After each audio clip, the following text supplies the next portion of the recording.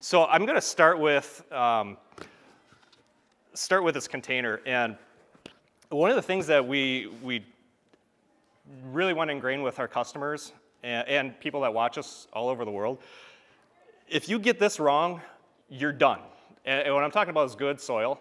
And I could talk about the next 3 hours. I can go on and on and on, and sometimes I do, on soil. But if you don't hear anything else, if you are walking into, Home Cheapo and buying that junk, you're done for the year, okay? You cannot move on when you're using those cheap, even the big national brands, okay? If you get the soil wrong, the flowers just don't turn out. And we know that because we've done this 10,000 times.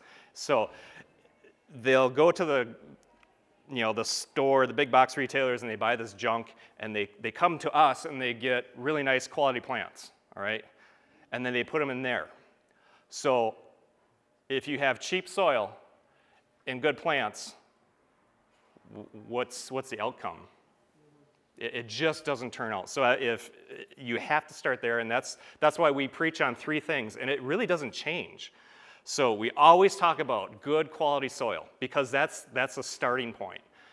If you get that wrong, you're just going to struggle all summer long, and you're like, oh, don't have a green thumb. It's not that you don't have a green thumb. You just started wrong. It's like if I'm going to build a house, I don't just put some sand down and build a house on that. You need concrete foundation. You need to have a good, solid foundation, and soil is that foundation. And it's always my first question when somebody has problems, when they have trouble with whatever what they have.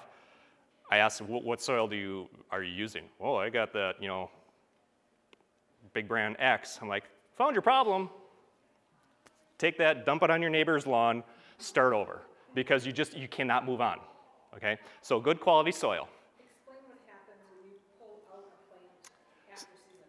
Yeah, and some people will bring it in to me, and they're like, Scott, what happened? It's just, I got this dahlia from you, and I planted it, and it hasn't done anything in 3 months. And so what's my first question? What soil did you use? I went to Walmart and got Miracle Schmo.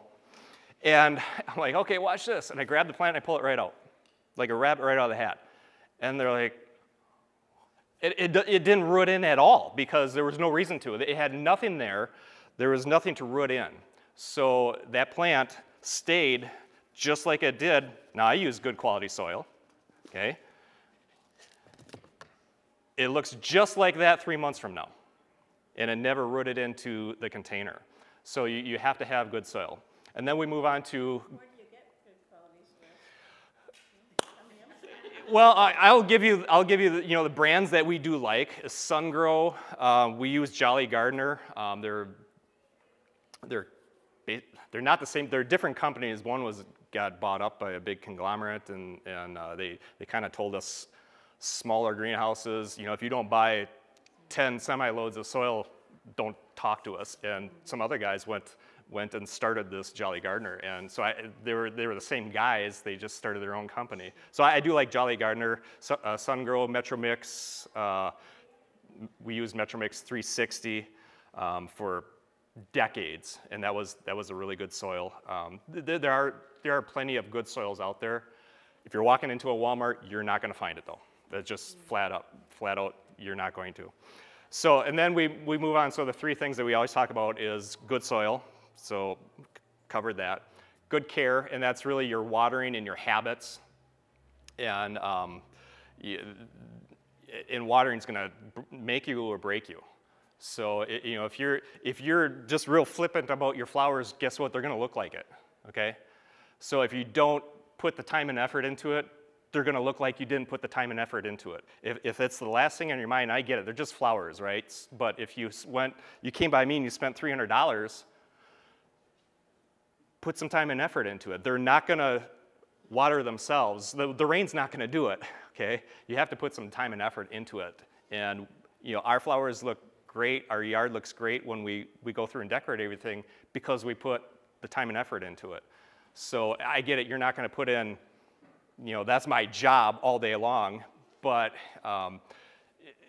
it does take some time. So watering, especially in the morning, it's a bad habit to water at night. Some people, that's what they have to work with, and that's fine. If that's how it works out for you, you might have to water at night. It's not something that I would advise because that plant is sitting cold and wet all night long. Okay, you really want to water it in the morning, and it has time to dry down during the heat of the day, rather than watering it at night. And now, especially like for us being in the northern climate, our nights are not 80 degrees like they are in Florida. It's 50 degrees, or early on in the spring, it's 45 degrees. If that plant is cold and wet, you're going to have root rot.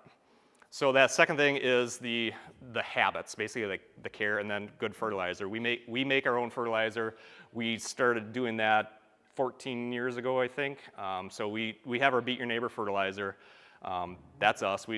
Because I'm a tinkerer and I was tinkering around, my dad always mixed in their own formula fertilizer, and we did that. We just never thought of shipping it all over the country. So that's actually our main business, is our Beat Your Neighbor fertilizer.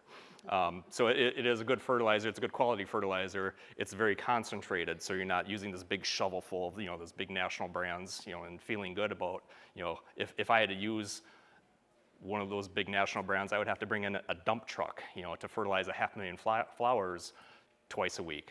So, using a good quality fertilizer and guess what? They need the nutrients. Okay, so that's, when we start digging into problems and people are like, my flowers just don't look like yours. Okay, what are you not doing that I'm doing? Is really essentially a question. We go through the habits and what soil you're using, and then they're not fertilizing. Okay, and I'm like, did you eat today? Yes, I ate. Awesome, your body needs nutrients. Guess what? This is a live, living plant. It also needs to be fed. So we have to be feeding it periodically. So we're fertilizing it at least once a week. Once a week is your baseline. Okay, and I'm like, man, fertilize all summer long. I bet your flowers look like it too, right? So it's, and so we're helping these people put these, put the puzzle pieces together. So okay, moving along so that I have a container. So we're gonna build just a combo planter, and we just did a video, was that yesterday or the day before? So Amy actually did this one, so now it's my turn.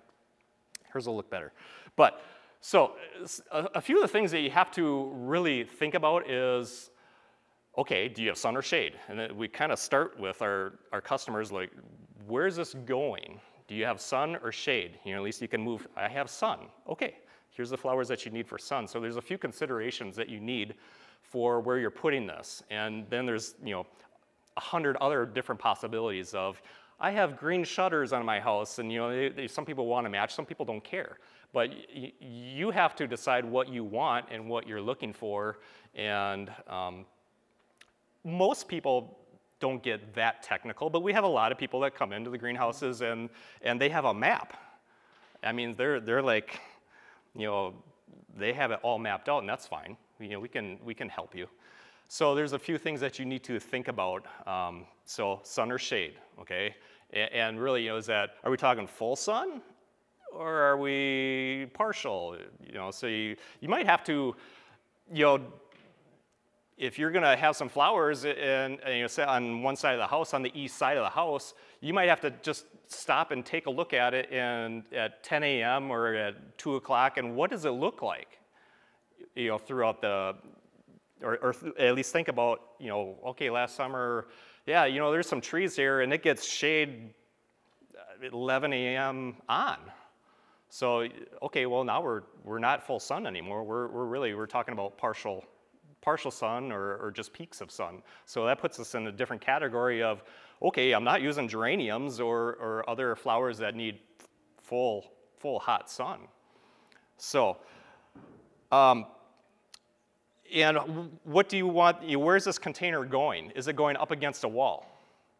Or is it gonna go out on your patio and you wanna look all the way around it? It depends on how you're gonna build it. So we're just gonna pretend that this is going up against a wall, and the easiest thing is full sun.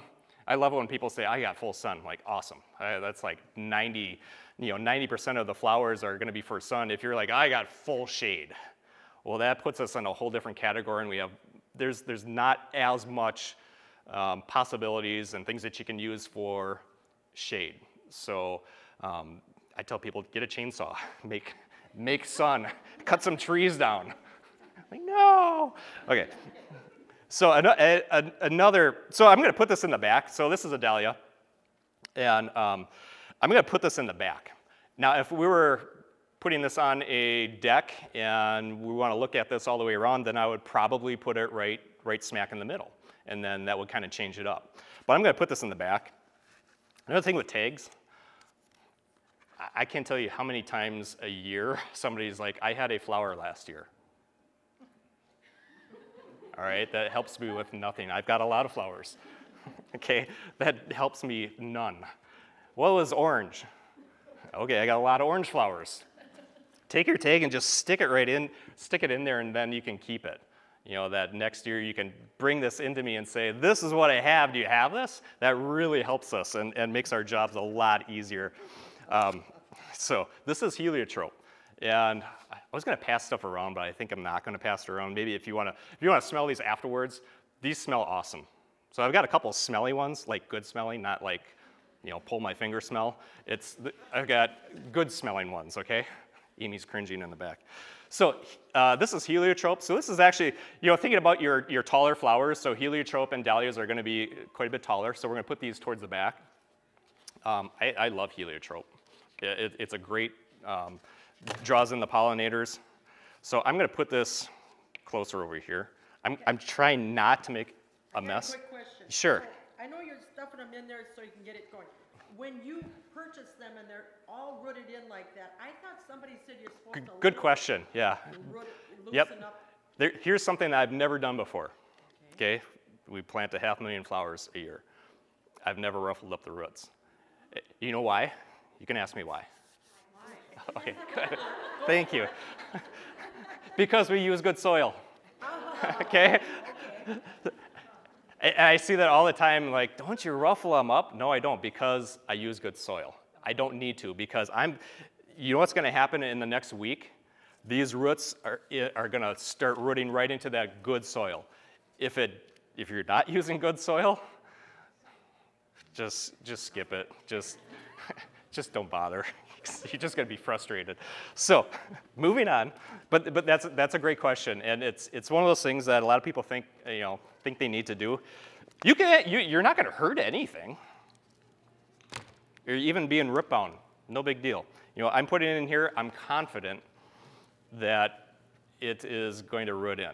Okay, so it's not something I'm worried about at all. So I'm going to kind of balance this out with. You can see how this looks beforehand, before you even start, before you start playing. That's fine.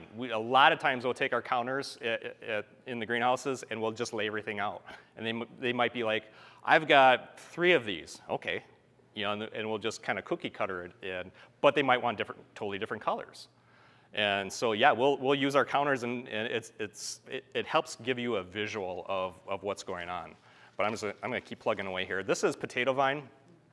This is very aggressive, so it's very vigorous. We do have a couple types of potato vine that this is the more aggressive. There is a shorter, more compact potato vine, and there's a lot of different varieties in potato vine. They're not all green like this. There's a lot of different flavors. Okay, don't eat them. But there's a lot of different colors and varieties. Okay. Yeah, so you do have to watch what this plays with, because it is pretty aggressive. But because this is going in a container, I'm just going to set it here, and it's just going to spill out this way. But it is something to think about, that if you're doing potato vine, be careful. It is pretty aggressive.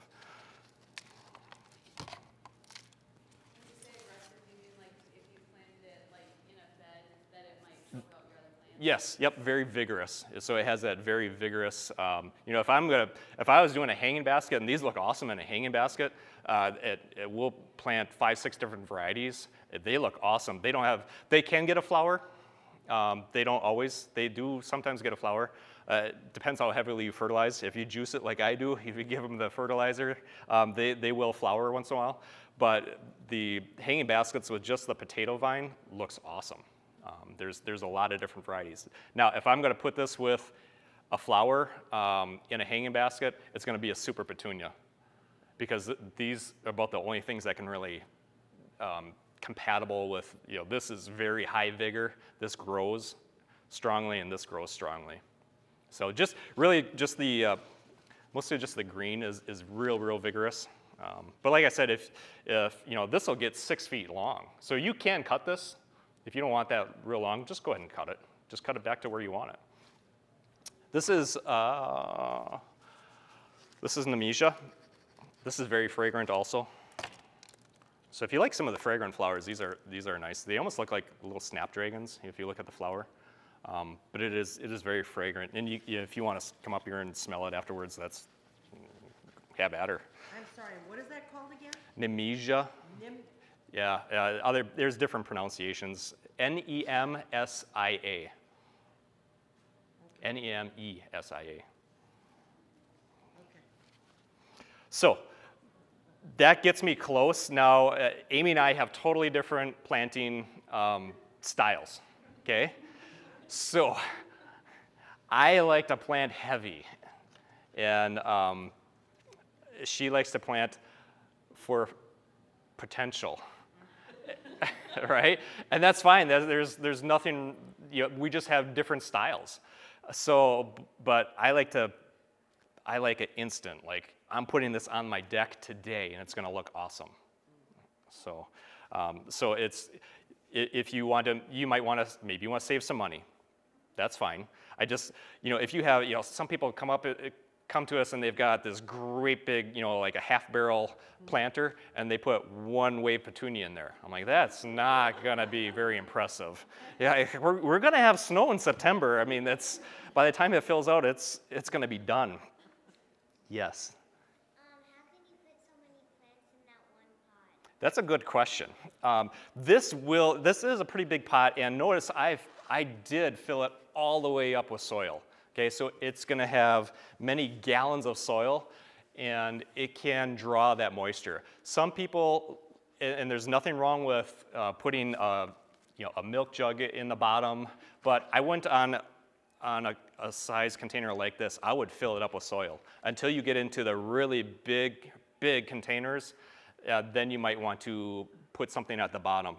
But this is going to be able to. It has enough soil that these plants will be able to get good moisture from it. It's a good question, right? So now there's a few holes. I could leave this, it'd be fine. But you could go through and fill in with, grab a couple packs of bedding plants. And if you want to especially if you want a little pop of color, maybe it's, there's a lot of different varieties of, bedding plants, but if you just want a little something in there, just to pop that with color, maybe some marigolds, maybe I kind of get stuck on some things. I love wax begonias. Like that is my go-to because it doesn't matter. They can have sun, they can have shade. They're going to fill out nicely, especially like if I grab a white wax begonia, it's going to go with anything. Okay, if you got all purples or whatever, white goes with just anything. So you can grab wax begonias. Coleus, there's a lot of variety in Coleus. If you want to give this a little flair, maybe some Dusty Miller or something. Dusty Miller gets pretty big, so I would maybe put a Dusty Miller in here. But yeah, there are different styles of planting, and you just have to decide how you like to plant things. I like it, boom, it's done, it looks beautiful, put it out on the patio. Mom, how do you do it? Because my mom makes a lot of the planters for us, so she does a lot of the planting. Huh? Yeah, see? The nut doesn't fall far from the tree. Yeah, right? It's nice to have it just ready to roll. Now, so if you got a cute little planter like this little ladybug, this is Santa Vitalia, and I just grabbed the pot. I would still fill this up because these drink a lot, okay? So they're very cute, but beware, they drink. They drink a lot of water. So I would certainly fill this up with soil. I wouldn't just keep this in a pot in here. Or you could just, again, you could use some Betty plants in there. Okay, good. I'm glad I have my container done. And I'm still doing good on time, yes. Questions? I'm not a gardener at all. I love flowers, but when I have done them in the past, obviously I've never used good soil, so that was a no-no. Yep, yep. But I always would make like a hole and then make sure there was always dirt around Yep. each. Is that not, I mean, because you're just pushing. I know, yeah, you would be horrified if you see how we do this. Because, yeah, no, I mean, like if somebody comes into the greenhouses and he was like, hey, can you go, they want this, this, and this, can you just run in the back greenhouses and plant it up for you? And it's like, boom, I'm done. Sometimes I have to like, okay, I'm gonna go get a cookie or something in the house, just so they think like it took me a long time. It doesn't, because I mean we have to. We're doing hundreds and hundreds and hundreds of these, and it's just, yes, you would be horrified if you saw how we do it, because it's just putting stuff in. It's gonna root in. It's a lot of the things that you might think that you need to do. You don't put soil on top or anything? Yeah, I'll throw some handfuls of soil in here, and then maybe water it right away. But I've seen a lot of different things on the internet. There's different ways of, some people will take that plant and they'll dunk it in water, first and then put it in. I don't like that. I think that's risky, that you're trying to drown this right off the bat. That's kind of risky. So there's things that I totally disagree with, but some people it works for them. For drainage. Yes. You always put like rocks in the bottom. You can't, like I wouldn't, with, as long as you have holes in the bottom that it can get out. And even like this ladybug, I think, has holes in the bottom. If not, I drill them in there to make sure that I'm not watering and it's just sitting in there. Most plants do not like to be just absolutely wet. You can kill plants two ways: overwatering them and not watering them at all. And we see a lot of that. That they're. But yeah, make sure there is drainage holes in it. But I wouldn't necessarily put any stones in the bottom. Maybe with houseplants, yeah, because it doesn't have a chance to have that heat and dry out. But I wouldn't put stones in for my outside plants. Yes. Do you have any tips on keeping your big planters from getting too heavy? Well, okay, so the question is, any tips on how to not have planters too heavy to move them? Yeah, and you can buy, there are some little rolly, if you do have to move them, you can find on the internet, there's little rollers. Yeah, well, when they're heavy, people can't steal them. That's kind of nice, okay? You'll notice in our front yard, we have, I don't think they're like 300 or 400 gallons, and they're full of soil. You have to, if you're gonna steal them, you're using a skidster. So yeah, I mean but Scott, yes. if it's too heavy, it might be there's not draining in too much water. Yeah, make sure it's not. If it's how big are they? Pretty big, yeah. So it's hard to like. I like to tell people to lift a hanging basket is the best way to decipher how much water it has in it. The best way is just to lift it. But I know it's hard to lift something like this when it gets heavy. So, but for mobility-wise, are you just moving it somewhere? I was more thinking, last year I put a bunch of styrofoam in the bottom of the Yep. tank, and a lot of my plants died, and it might have been many different reasons. Okay.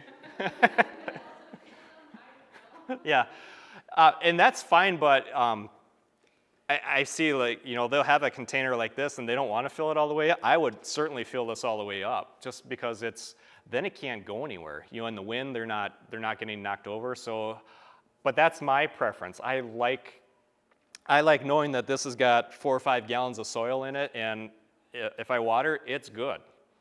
It's going to be sufficient for the day where, a smaller planter, they're a lot more work. The more soil you have, the less work you have when it comes to watering. Okay? Holly. How do you know how much water is? Good question. That is our biggest struggle, is trying to teach somebody how to, how to water properly. And I cannot stand people that tell, like, give this hanging basket 1 quart. Well, that might work 1 day out of 30, okay? And so when people ask that question, we always talk about the 24-hour cycle. So you're not gonna like my answer, but it's gonna be correct. So I'm gonna give this hanging basket whatever it needs. That's the correct answer. So lifting it is the best way. So if you're watering it until the water is coming out the bottom, and a lot of people teach others to do that, that's a terrible idea, okay? And like we talk a lot about in our videos of, do you eat until you throw up? No, you don't, because that's too much, right? Okay, that's not how we eat. It's the same thing with this hanging basket or this container. And a lot of people tell people like that, and it's a terrible, I know that 90% of my customers, so if we just take a sample, if we take 1,000 of them, 90% of them are gonna overwater. So why would I tell 90% of the people to overwater?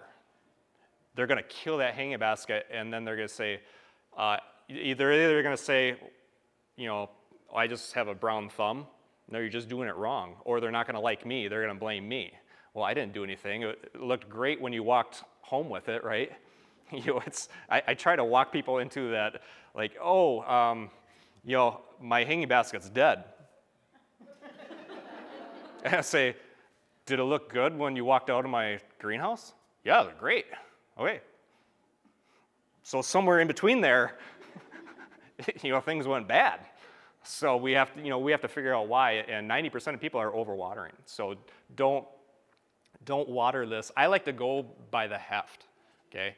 So you really need to learn, like, how much weight is that hanging basket or that container, about how heavy is it that it's, has adequate moisture all the way through it. And guess what? We've got 3,000 hanging baskets in the greenhouses. Guess what I'm doing on a daily basis? Now, I do it very quickly. Boom, boom, boom. I've got my watering wand in one hand, and I'm just doing this, but I'm doing 3,000 times because I don't want to guess. Because you know who gets caught when I guess? This guy.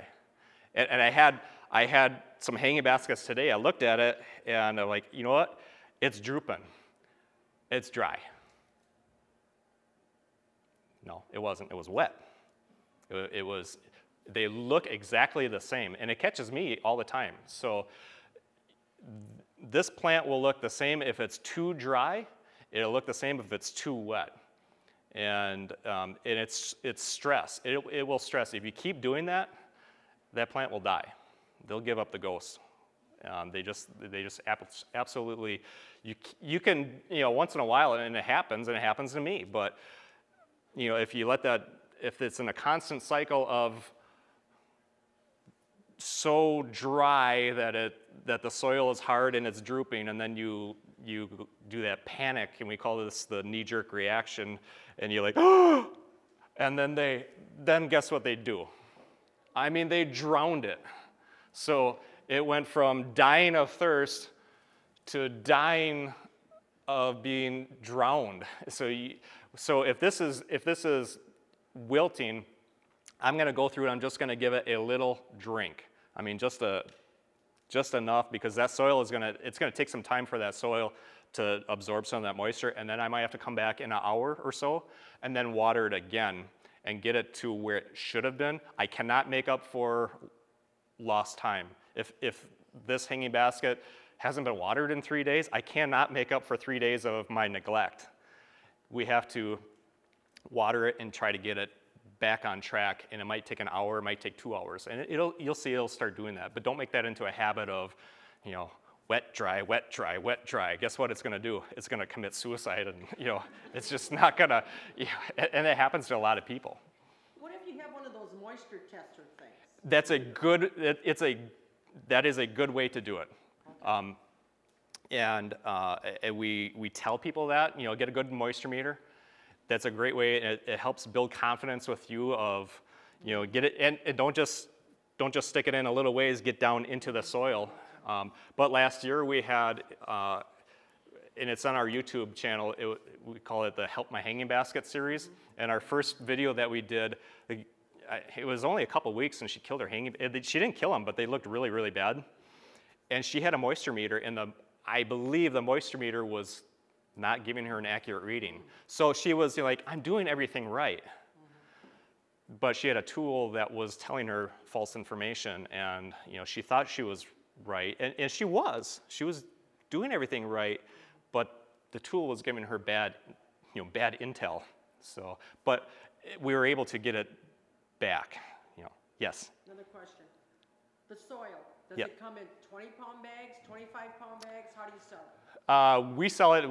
We have big bags that are about 40-some pounds, but we do break it down into smaller bags. Okay, another thing is, what if I started with your soil in the pot and threw flower seeds in it?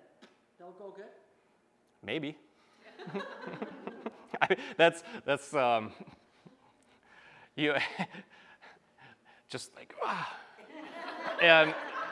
and 2 weeks later my yard looks like Martha Stewart, and it doesn't work that way, but maybe it could.